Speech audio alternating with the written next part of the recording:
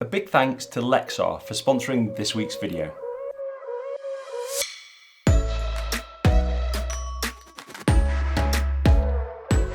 Morning everybody, fantastic to see you all again. Oh, what a week I've had. I've been looking at all your amazing photos for the last few weeks, in fact, that were entered into the World Landscape Photographer Competition. And I have to say, they were amazing. We've finally come to a decision for the top 6 entries and all the other commended entries as well. And I'll be announcing that at the end of this video. And we raised £14,500 for charity, and I'll talk a little bit more about that at the end of the video as well, about where that money is going to be going. But looking at all these photos prompted me just to think a little bit about composition. So before I go and talk about the winners, I thought I'd just share some of my thoughts on something that cropped up to me whilst judging these photos. And as you probably know, I like trying to understand and dissect composition a little bit and trying to understand what works and what doesn't. At heart, I'm an artist, but in my brain I always think about things in a scientific way, and I like to try and understand what works and what doesn't in composition. And I know that it's just ultimately not that difficult to say what's right and what's wrong, and there are never any rules. But I think there are certain things that help and certain things that maybe you should try and avoid.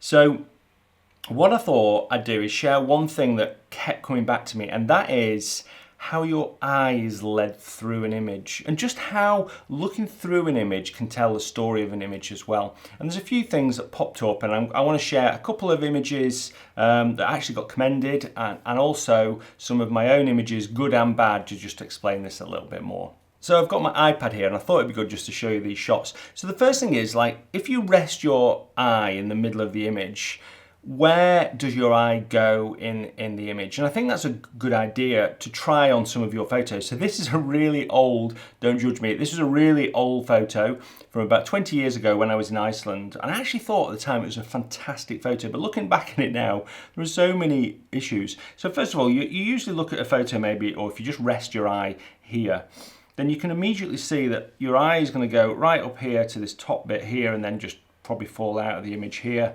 and maybe look around this. But then it goes down to the bottom, and there's this massive line here because there's this contrast here.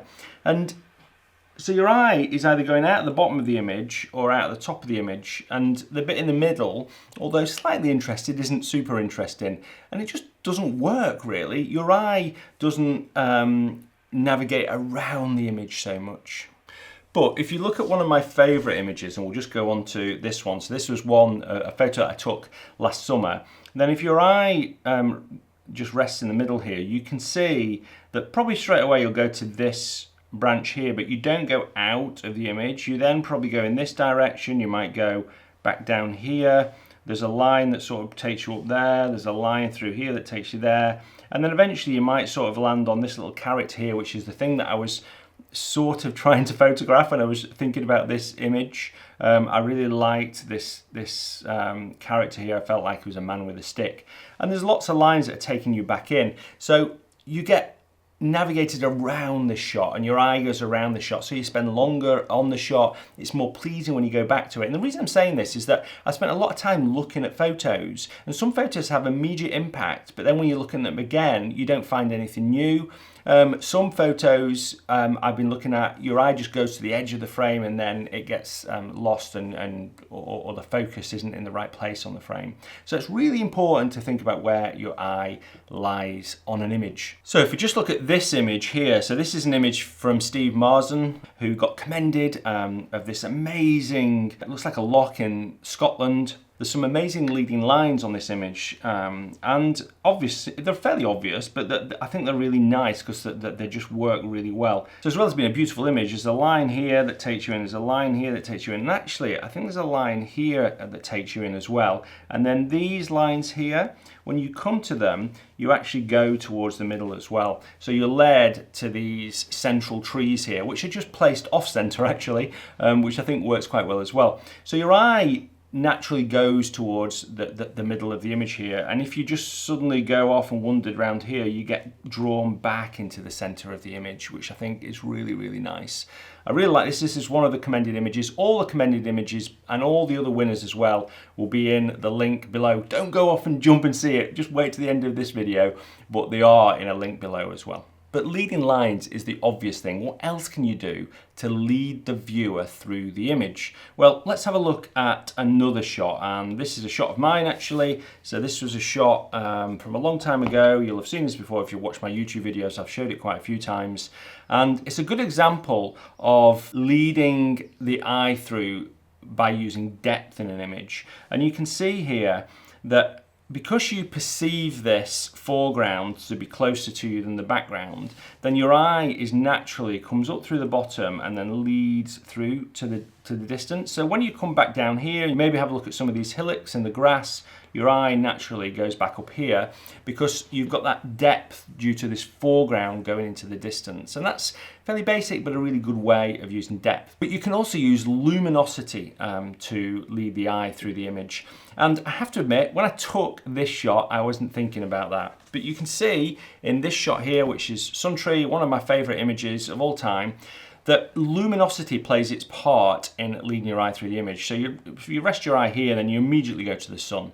And then you look at this tree here because it's dark. So dark colours tend to go back, but in this case, because it's a really strong silhouette and has a really strong visual weight, it stays forward in the image. So it's dark and stays forward. But these sort of softer, muted colours are just falling back a little bit, and that gives depth to the image. So when you go down to these trees here, you get pushed and pulled back to this main tree here. And it helps again just to lead your eye around the image and help to navigate that shot.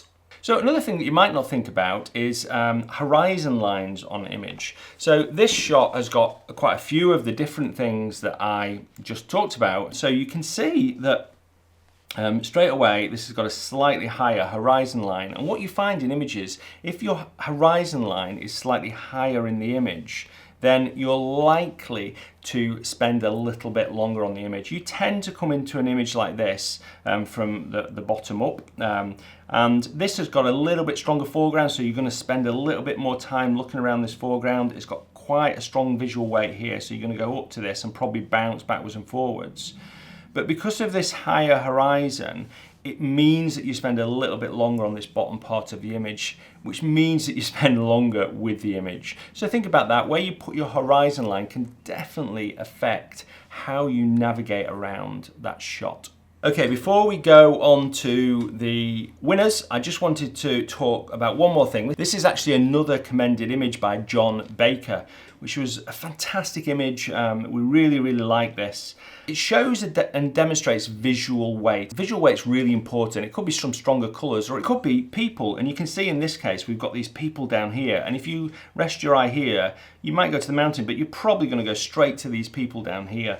And what I really liked about this is it incorporated quite a few things about leading your eye around the image. These people are just fantastic. The image itself is just magnificent, all the mist and everything. But these people are very strong. They've got very strong visual weight, even though they're really tiny, because we recognize them as people, so our eye is drawn to them straight away.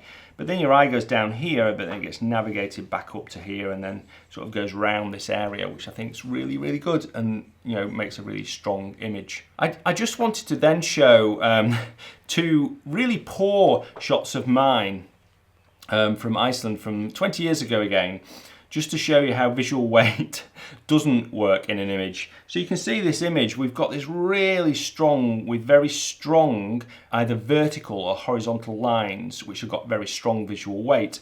Diagonal lines tend to lead you through an image. Horizontal or vertical lines can tend to hold you and sort of make, you know, become very strong, dominant parts of an image. So your eye goes straight to this, but it also then goes to this part over here, which is sort of this out of focus thing in the corner. When I took this image 20 years ago, I actually thought it was quite good, but looking at it now, it's absolutely awful. We've got something out of focus here, something here, your eye sort of goes off it, and there's things with very strong visual weight that don't really work, and there's no balance in the image. Again, in this shot here, again from Iceland, you know, it's a nice scene, but this rock down here has got a very strong visual weight because it's sort of out of place. So your eye You know, rather than just going up to the mountains up here, just gets chucked straight down to this rock down here. And that's not great. You don't want that. You don't want to push the eye to where you don't want the viewer to go. So think about that. Think about those sort of things. Think about how the viewer might sort of move around your shot. And I'm sure it'll sort of elevate your photography a little bit. Okay, before I go through the competition winners, I just want to say thanks to this week's sponsor of the video, and that is Lexar. So I use Lexar products, I use the CF Express cards, and they are absolutely amazing. And also the 2000X and the 1667X SD cards. And these cards are super fast. They've got read speeds of 300 megabytes per second and write speeds of 260 megabytes per second, which is perfect for my video in 4K. And this also means that I can just transfer my files super quick. But what's really exciting is it's Prime Day on Monday the 21st. So make sure you use the link in the description. And I know Lexar have got some fantastic deals. So once again, thanks to Lexar for sponsoring this video. Drum roll is needed. This is the winning image from Felix, and whew, what an image.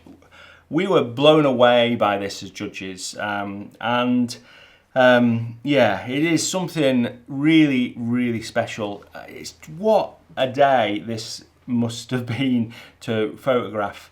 There are so many elements to it that we liked. You know, just the placing of this house here, just to give a little bit of scale to everything. You know, the waves and the fact it's just been perfectly exposed for the highlights. This wave in particular is so nice. You know, the wind just blowing on the cliffs here. When you come back to this, you see more things as well, and I think that's what makes a really special image. You know, you can see an image at first glance, you know, like the images you see on Instagram. But it's those images that you come back to time and time again and see something different. They're the ones that sell really well as a print, or, you know, they're the ones that win awards like this. And, yeah, even the spray in the background here. So Felix was really pleased when I told him about this. I rang him up and he was out on a boat fishing. So I said he'd won, and I said, just make sure you're sitting down, so I could imagine the next thing it fell in or something. But yeah, this was Felix's image.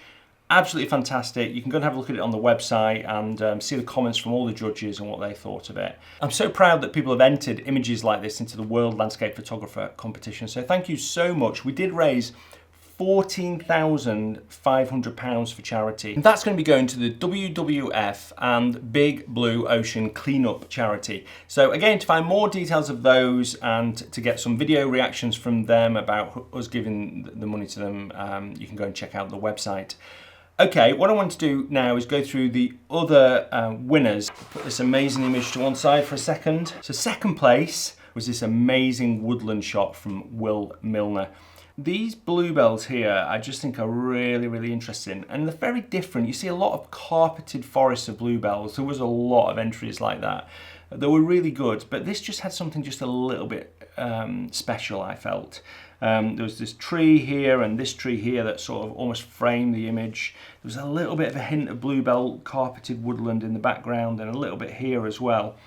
But I think it was this little bit of bluebell here that just anchored the image. There was a nice little bit of fog in it. It hadn't been over-processed. It's just a beautiful woodland scene. So congratulations, Will. We really love this image, and well done on second place. Okay, third place was this stunning image from Ludwig. And this was an image that grew on me a lot. So when I first saw this, I thought, yeah, that's definitely something that deserves another look. But when I started to look at it more and more, I loved it more and more. I really like this leading line, obviously. I really like the line down here as well, which I think is really nice. The colour reflected into the water is brilliant. It's not a very strong sunset, but it doesn't need to be. There's just two colours in the palette, which I think is beautiful, and then this lighthouse is the sort of payoff. But there's lots of more little details, just like this line down here I really like. There's some detail down here. I just love it. I think it's a really, really strong image. And again, congratulations on third place, Ludwig. Okay, on to fourth race, which is this one, which is very different. Obviously, we get a lot of landscape photos that are big sort of vistas. But this image here from, I'm about to say this name wrong, Trolls, I think it is, I probably pronounced that wrong, is special. This ice on these wood posts is just amazing. And you know, you've just done such a good job of showing them off. And again, it's one of those photos that rewards the more you look at it. The shutter speed on these waves is absolute perfection, and it's, you know, this white at the bottom just anchors the bottom, and the distance from here to here is the same as the distance from here to here, which I just think it really matters. There's just so many things about this image that are just so nice. So congratulations on 4th place, really well deserved. Okay, on to the next one, which is this shot here of these amazing, I think they're probably, are they aspens? I'm not sure what they are, I'll probably get it wrong. So, but anyway, it's a fall autumn colour scene with some snow. Yeah, it's a fantastic shot from Antonio, brilliantly well seen. And what we really liked about this was these lines of trees. So there's a line here and a line here, which is really quite unusual in woodland shots like this. You know, usually they're scattered very randomly, but this works really well. These two lines are really strong, and it's a very strong woodland scene. Again, it's a shot that just rewards the more you see it. I think it's just fantastic. I love it. A very sort of abstracty scene as well that I think would look really well hung on a wall and print out fantastically well. So congratulations, Antonio. Okay, on to the 6th image, and this is this one here, which is quite a minimalist image from Brian. Brian Clark took this shot. It's really, really good. There's so many nice things about it. These trees just a little bit forward from these background trees, I think, is what made it for me. It just looks just a little bit different. There's a lot of space around it, which I think is really fantastic. And it just has a very calming feel to it, I think. The mood of it is really nice. It's very different to the winner, which was this real sort of mood of storm and anger in the ocean. This, you know, it makes me feel really calm. So they were the top 6 images. Thanks to everybody that entered. I really, really appreciate it. It's really great that we've got a competition like this as a set of landscape photographers, and we can do something to help the environment. If you want to see if your images come in the commended images, then go and take a look at the website. All the commended images are on there, and you can take a look at these images as well in more detail and spend more time looking at them. Thanks ever so much for watching, and until next Sunday, bye.